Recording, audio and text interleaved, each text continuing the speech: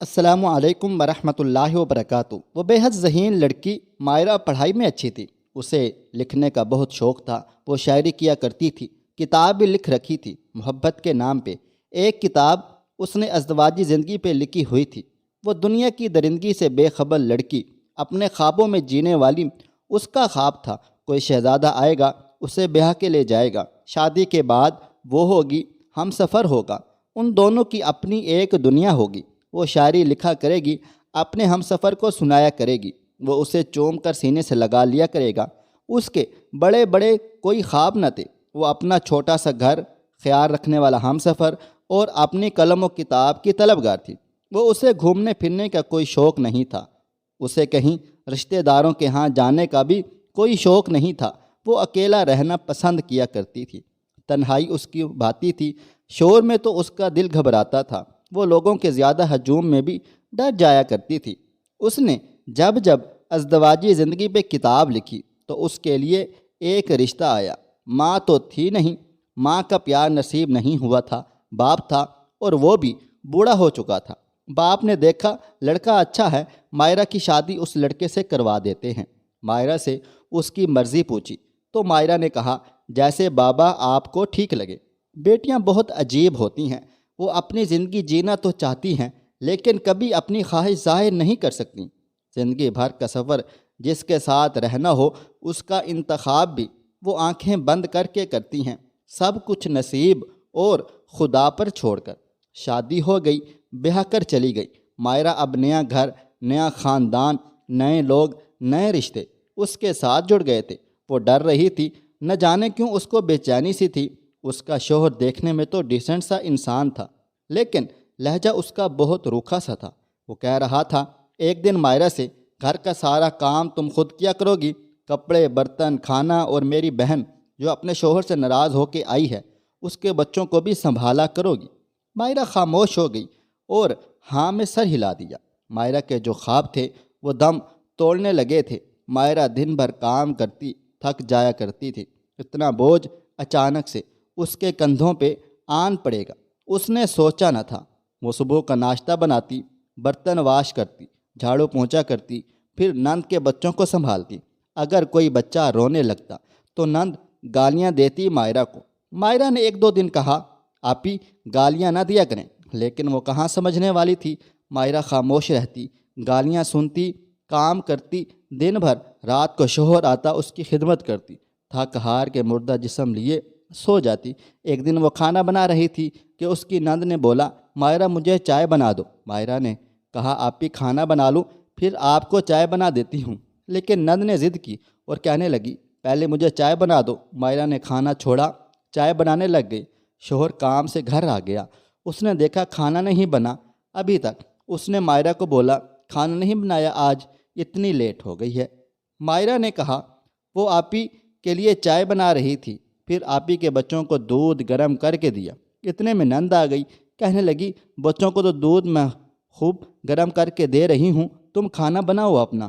مائرہ نے شوہر کو گالی دی اور سوئی رہی ہوگی، سارا دن تم کو پتہ نہیں کیا ہے، میں تھکا ہارا گھر آتا ہوں کھانا تک نہیں تم بنا سکتی، سارا دن گھر میں پتہ نہیں کیا کرتی رہتی ہو۔ شوہر کے الفاظ اتنے سخت تھے کہ مائرہ کی آنکھوں سے آنسو بہنے لگے۔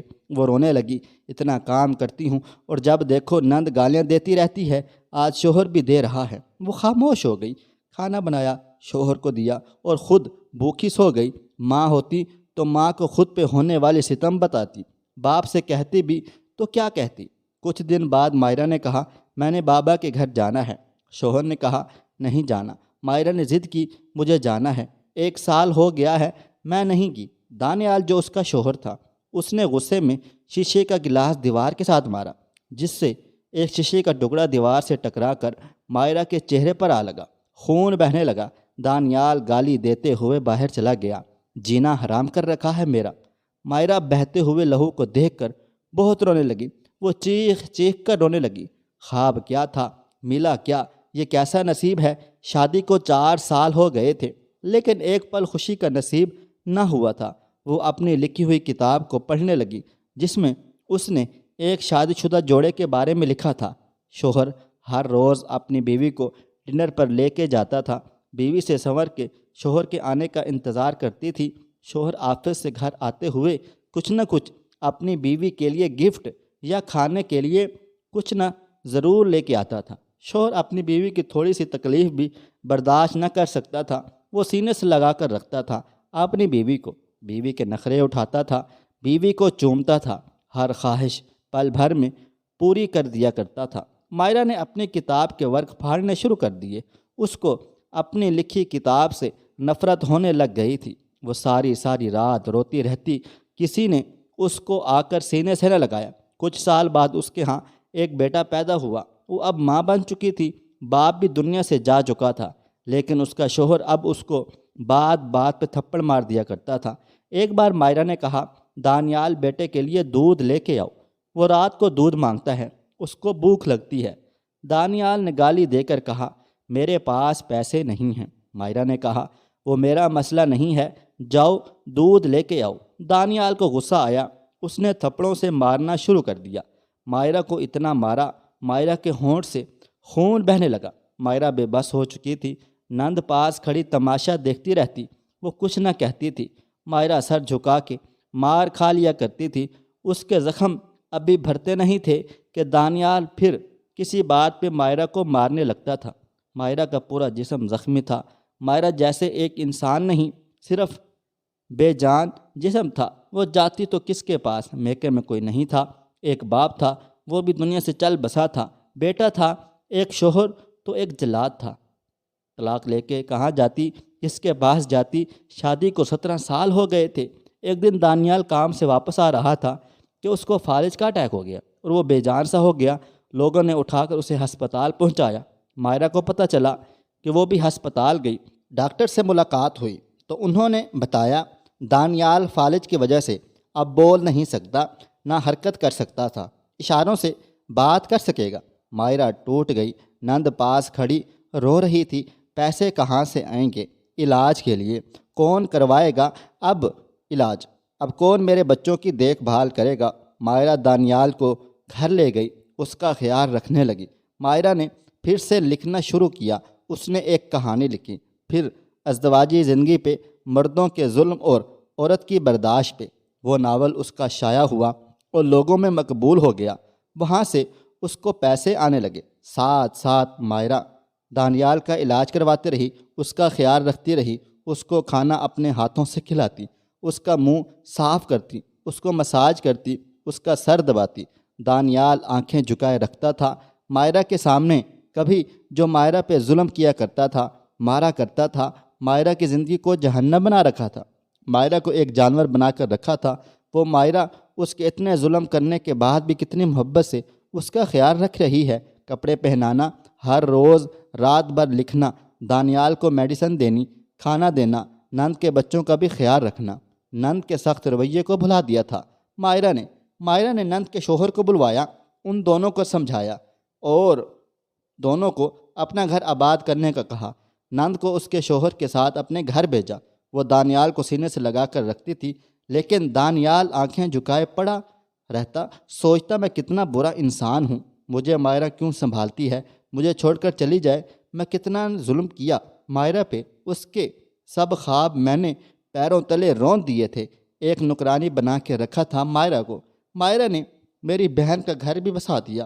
عورت کتنی صبر والی ہوتی ہے، کتنی برداشت والی ہوتی ہے عورت میں۔ مائرہ کا لکھا مشہور ہونے لگا۔ مائرہ اب ایک مشہور رائٹر بن گئی تھی۔ دانیال بھی کچھ بہتر ہونے لگا تھا۔ 5 سال گزر جانے کے بعد دانیال ایک رات 12 بجے اس نے محسوس کیا کہ اس کے جسم میں حرکت آ گئی ہے۔ وہ اٹھا کھڑا ہوا۔ مائرہ کرسی پہ بیٹھے بیٹھے سو گئی تھی، بیٹا بھی سویا ہوا تھا۔ دانیال لڑکھڑاتے ہوئے اٹھا اور جا کر مائرہ کے قدموں پہ اپنے ہونٹ رکھ دیے۔ مائرہ کی آنکھ کھل گئی۔ دانیال، آپ مائرہ؟ کیا؟ آنکھوں میں آنسو آ گئے۔ آپ ٹھیک ہو گئی ہیں دانیال؟ دانیال رونے لگا۔ مائرہ، مجھے سینے سے لگا لو۔ مائرہ نے اٹھایا، بیڈ پہ بٹھایا۔ دانیال نے مائرہ کا ہاتھ زور سے پکڑا اور اپنے دل پہ رکھ کے کہنے لگا، مائرہ مجھے معاف کر دو، میں نے بہت غلط کیا تھا تمہارے ساتھ۔ مائرہ نے لب چومے اور کہنے لگے، چھوڑو نا دانیال، جو ہوا اسے بھول جاؤ، بس اب ہم اپنے آنے والی زندگی کو جنت بناتے ہیں۔ دانیال نے کہا، مجھے چھوڑ کے بھی تو جا سکتی تھی نا، تم مائرہ نے کہا، اگر چھوڑ کے جا چکی ہوتی تو تم کو کیسے احساس ہوتا کہ زندگی گالیاں دینے یا بیوی کو مارنے میں نہیں، محبت اور سینے سے لگانے میں ہے۔ اب مائرہ لکھا کرتی تھی، دانیال سنا کرتا تھا۔ مائرہ کا لکھا اسے باہر گھمانے بھی لے کے جاتا تھا۔ دونوں اب بہت زیادہ خوش تھے۔ عورت محبت نبھانے میں مرد سے بہت آگے ہے۔ عورت کو سمجھو تو صحیح، زمانے والوں، گالی دینا تو مردانگی نہیں ہے۔ اللہ سے ڈرتے رہا کرو، کسی پہ بھی دانیال جیسا وقت آ سکتا ہے، سوچو تو صحیح ذرا۔ خواہش صرف اتنی ہے کہ کچھ الفاظ لکھوں جس سے کوئی گمراہی کے راستے پہ جاتے جاتے رک جائے، اور نہ بھی رکے تو سوچ میں ضرور پڑ جائے۔ دوستو، ویڈیو پسند آئی ہے، اس ویڈیو کو لائک کریں، شیئر کریں۔ اگر آپ نے ابھی تک میرا چینل سبسکرائب نہیں کیا ہوا تو ابھی سبسکرائب کر لیں، ساتھ میں بیل آئیکن کو بھی ضرور پریس کر لیجئے گا تاکہ نئی اپلوڈ ہونے والی ہماری ویڈیوز کا نوٹیفیکیشن آپ کو بر وقت ملتا رہے۔ مجھے آپ اگلی ویڈیو تک اجازت دیں۔ اللہ حافظ۔